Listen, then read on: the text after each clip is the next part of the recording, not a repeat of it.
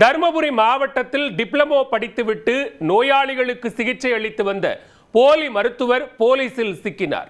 மருத்துவம் படிக்காமல் மக்களின் உயிரில் விளையாடி கல்லா கட்டி வந்த போலி டுபாக்கூர் மருத்துவரின் பின்னணி என்ன?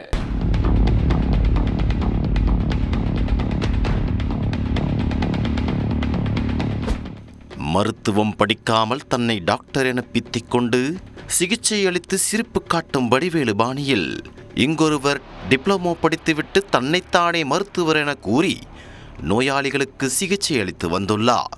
உள்ளூர் மக்களை அலறவிட்டு அதிர்ச்சி கொடுத்தவர் போலீசில் சிக்கியது எப்படி? தருமபுரி மாவட்டம் கடத்தூரை அடுத்த வேப்பிலைப்பட்டியைச் சேர்ந்தவர் 28 வயதான வெங்கடேசன். இவர் பாப்பிரெட்டிப்பட்டி அருகே உள்ள மோலையனூர் கிராமத்தில் மெடிக்கல் ஷாப் வைத்து நடத்தி வந்தார். இப்பகுதியில் வசிக்கும் பெரும்பாலான மக்கள் வெங்கடேசனின் மெடிக்கல் ஷாப்பில் தான் மருந்து வாங்கி பயன்படுத்துவர். காரணம், மற்ற கடைகளை காட்டிலும் ஆஃபர் வைத்து மருந்துகளை விற்றுள்ளார். காய்ச்சல், தலைவலி என்றால் மருத்துவமனைக்கு செல்லாமல் நேராக வெங்கடேசனின் மெடிக்கல் ஷாப்பை தேடி வருவார்கள். மருந்து கொடுப்பது மட்டுமல்லாமல் ஊசி போட்டு சிறப்பாக கவனித்து அனுப்புவார்.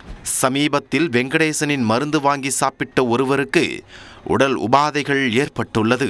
அவர் எழுதி கொடுத்த மாத்திரை அட்டையை அருகில் கொடுத்து விசாரிக்க, இதையா சாப்பிட்டீர்கள்?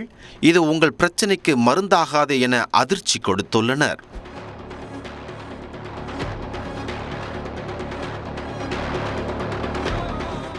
விரக்தி அடைந்த நபர் வெங்கடேசனின் மெடிக்கல் ட்ரீட்மெண்ட் குறித்து முதலமைச்சர் தனிப்பிரிவுக்கு புகார் அளித்தார்.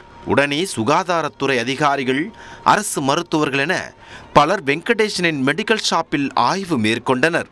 அதிகாரிகளை கண்டதும் வெடவெடுத்து போன வெங்கடேசனை சுற்றி வளைத்து விசாரித்தனர்.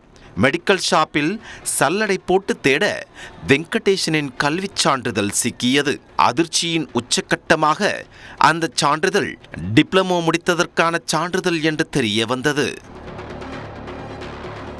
மருத்துவம் படிக்காமல் பெயருக்கு பின்னால் MBBS பட்டத்தை மட்டும் சேர்த்து நோயாளிகளின் உயிரில் விளையாடியது உறுதியானது. இதனையடுத்து அதிகாரிகள் கொடுத்த புகாரில் போலி மருத்துவர் வெங்கடேசனை போலீசார் கைது செய்தனர். மேலும் அவர் நடத்தி வந்த மெடிக்கல் ஷாப்பையும் பூட்டி சீல் வைத்தனர்.